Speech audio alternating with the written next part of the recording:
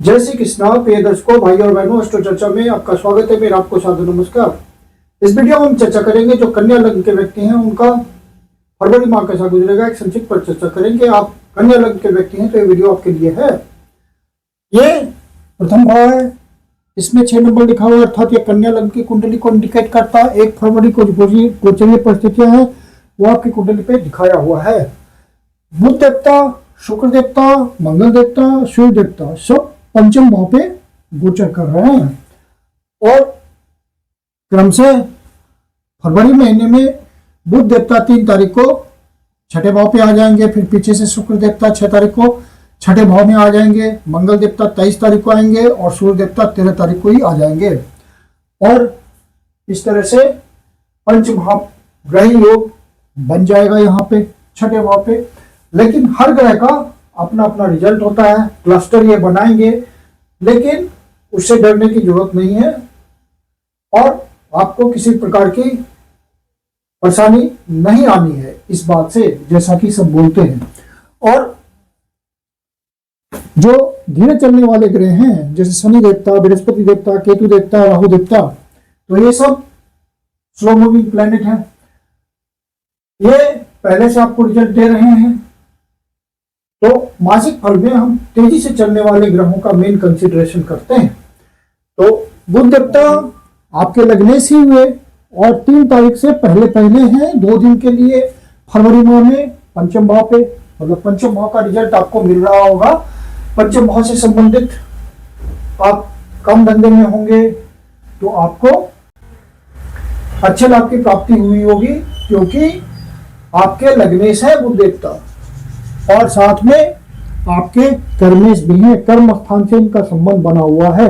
अब जब छठे भाव पे आएंगे 3 तारीख से, तो यहाँ पे राहु देवता पहले से गोचर कर रहे हैं। तो बुध देवता और राहु देवता की ट्यूनिंग अच्छी है।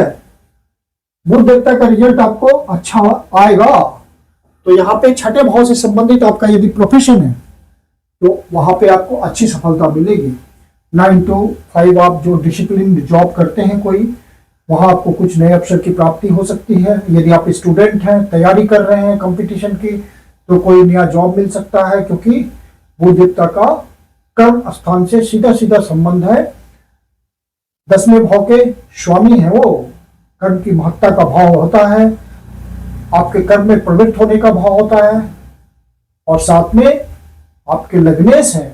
तो यदि आपके ओरिजिनल नेटल चार्ट के हिसाब से यदि कोई दशा चल रही होगी, महादशा, अंतरदशा, प्रत्यंतर दशा बुध देवता की, और सारे ग्रह उसको सपोर्ट कर रहे होंगे मेन ग्रह, तो आपको रिजल्ट पॉजिटिव आने की संभावना है। सरकारी नौकरी का भी योग बनेगा यदि आप ट्राई कर रहे हैं तो इस समय।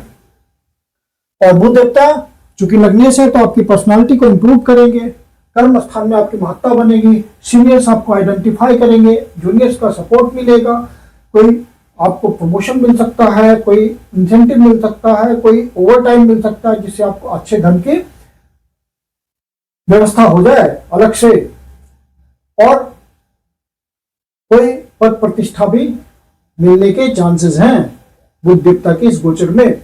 और यदि आप किसी तरह के लॉयर के प्रोफेशन से हैं जुड़े हुए, या कोर्ट से जुड़े हुए हैं, या आप किसी तरह का सॉल्यूशन प्रोवाइडर हैं, झगड़े का निपटारा करते हैं, या फिर आप हेल्थ इश्यू रिलेटेड प्रोफेशन में हैं, जैसे डॉक्टर हैं, हीलर हैं, तो वहां पे आपको अच्छे अवसरों की प्राप्ति होगी। छठा भाव ऋण का भी होता है, तो आपको बुध देवता चूंकि लगने से हैं, पहले से आप लोन के लिए ट्राई कर रहे हैं, तो वहां भी आपको सफलता मिल सकती है। और अपने स्वास्थ्य का ध्यान रखिएगा, क्योंकि राहु देवता छठे भाव पे गोचर कर रहे हैं, बुध देवता आपके लगनेश हैं, तो वहां पे ये समस्या आ सकती है। जो सीनियर सिटीजन है वो मेडिकेशन, योगा, एक्सरसाइज, इन सब बातों के थ्रू अपने आप को फिट रखें, अनावश्यक किसी से वाद विवाद में भी ना उलझे, कोर्ट कचहरी के मामले से बचें। फिर शुक्र देवता 6 तारीख को आ जाएंगे छठे भाव पे। शुक्र देवता आपके धन भाव के स्वामी हैं और साथ में आपके भाग्य भाव के स्वामी हैं। तो भाग्येश और धनेश का छठे भाव पे गोचर करना आपकी धन में वृद्धि करेगा। यदि आप किसी छठे भाव के प्रोफेशन से हैं और कर्म का संबंध है, मतलब आपका कर्म है कुछ न कुछ जनरेट करना, धन के लिए कर्म करना, तो आपको धन प्राप्त करने में अच्छी सफलता मिलेगी। चाहे आप बिजनेस में हो या नौकरी में हो, प्राइवेट नौकरी में हो, सरकारी नौकरी में हो, तो आप कुछ न कुछ धन का बचत कर लेंगे, इस महीने सेविंग्स हो जाएगी, क्योंकि धनेश आपके छठे भाव पे गोचर कर रहे हैं और कर्म भाव के स्वामी हैं। दूसरा भाव आपके धन संपदा का होता है, बैंक बैलेंस का होता है, एसेट्स का होता है। यदि आप पारिवारिक बिजनेस में हैं, माता पिता के साथ व्यापार करते हैं या कुटुंबजनों के साथ व्यापार करते हैं, तो कुछ ऐसे ही आपको प्रोजेक्ट्स मिलेंगे या कुछ ऐसे डिसीजंस होंगे जिससे आपके धन में वृद्धि होगी। लंबी यात्रा के थ्रू, धार्मिक यात्रा के थ्रू, विदेश यात्रा के थ्रू, लंबी दूरी की यात्रा के थ्रू आपको सफलता मिलेगी धन प्राप्त करने में।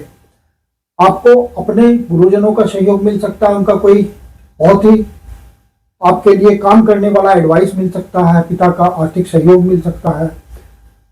और हायर एजुकेशन के लिए आप ट्राई कर रहे हैं तो वहां भी आपको प्रयासों के बाद सफलता मिल जाएगी। इस तरह के रिजल्ट देखने को मिलेंगे शुक्र देवता के। और शुक्र देवता के बाद फिर सूर्य देवता भी चलेंगे। 13 तारीख को छठे भाव पे आएंगे और गोचर करेंगे। 13 तारीख से पहले पहले इनका रिजल्ट पंचम भाव का आएगा, मकर राशि में है, कर्म की राशि में, तो आपको ज्यादा मेहनत करना पड़ेगा। यदि आपका प्रोफेशन जुड़ा हुआ है पंचम भाव से, और सरकारी अधिकारियों से तालमेल बना के चलना पड़ेगा जब तक सूर्य देवता वहां से नहीं निकल जाते। पंचम भाव से मकर राशि से निकल के कुंभ राशि में आ जाते हैं। कुंभ राशि में उनकी बेटर स्थिति हो जाएगी। हालांकि छठे भाव पे गोचर करेंगे तो प्रयास तो करना ही पड़ेगा आपको। फिर 13 तारीख को छठे भाव पे आएंगे सूर्य, राहु देवता पहले से वहां गोचर कर रहे हैं, तो यहाँ आपको एफर्ट्स लगाना पड़ेगा। सरकारी अधिकारियों से वाद विवाद नहीं करना है। कोई नई अपॉर्चुनिटी आनी होगी तो उसमें दिक्कत हो जाएगी। तो यदि आपका डीलिंग्स सरकारी अधिकारियों के साथ होता है, वहां से आपका बिजनेस चलता है, काम चलता है, तो वहां पे सावधान रहें। और फिर सारे ग्रह यहाँ पे आएंगे, कंसंट्रेट होंगे, तो ऐसा कहा जाता है कि निगेटिव रिजल्ट देंगे, लेकिन क्लस्टर्ड इसको बोलते हैं कि कंपैक्ट टाइप का हो जाता है। रिजल्ट निकालने में हर ग्रह को दिक्कत होती है, इस तरह की बात कही जाती है, तो नेगेटिव रिजल्ट आता है। ऐसा नहीं है, हर ग्रह का अपना अपना इंडिपेंडेंट रिजल्ट है, उसमें कोई संशय नहीं है। और चंद्र देवता 11वें भाव से अपना गोचर प्रारंभ कर रहे हैं, इंडिकेशन है आपको अच्छे लाभ की प्राप्ति होगी। और चंद्र देवता का फल मासिक फल में हम इंक्लूड नहीं कर पाते, क्योंकि इनका हर 2.25 दिन में राशि परिवर्तन होता है। लेकिन चंद्र देवता की स्थिति आपकी कुंडली में अच्छी होगी, मजबूत स्थिति में होंगे। 6 और 12 भाव से उनका संबंध नहीं बना हुआ होगा, पाप पीड़ित नहीं होंगे, तो आपको सभी भावों का अच्छा फल मिलता जाएगा। चंद्र देवता आपको सहयोग करेंगे। और जो बिजनेसमैन है उनके लिए महीना मिक्स्ड जाएगा। दोनों तरह की बातों में सफलता भी होगी, थोड़ी परेशानी भी आएगी। और चंद्र देवता जब छठे भाव, 8वें भाव, 12वें भाव पर गोचर करते हैं, तो हमें ध्यान रखना पड़ता है उन दिनों का।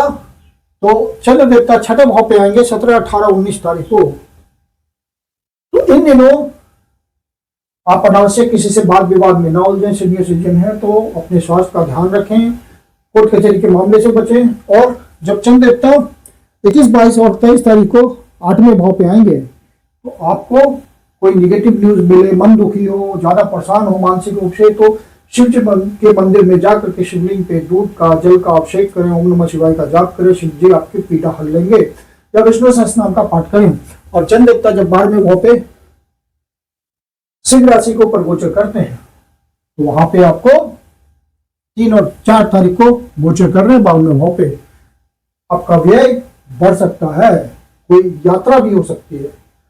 यह यात्रा का पर्पस कुछ आध्यात्मिक भी हो सकता है, या फिर ऑफिशियल या पर्सनल फैमिली पर्पस से या पर्सनल एंजॉयमेंट के लिए आप बाहर जा सकते हैं। विदेश की यात्रा हो सकती है, देश के भीतर ही सुदूर प्रदेश की यात्रा हो सकती है। मैं कुंदन शर्मा आप लोग का हार्दिक स्वागत करता हूँ। यदि आपके जीवन की कोई समस्या है, एस्ट्रोलॉजी के माध्यम से समाधान चाहते हैं, तो पर्सनल कंसल्टेशन ले सकते हैं। मेरी अपनी कंसल्टेशन शुल्क होती है। बुकिंग के लिए कंसल्टेशन नंबर है 9212224958। धन्यवाद।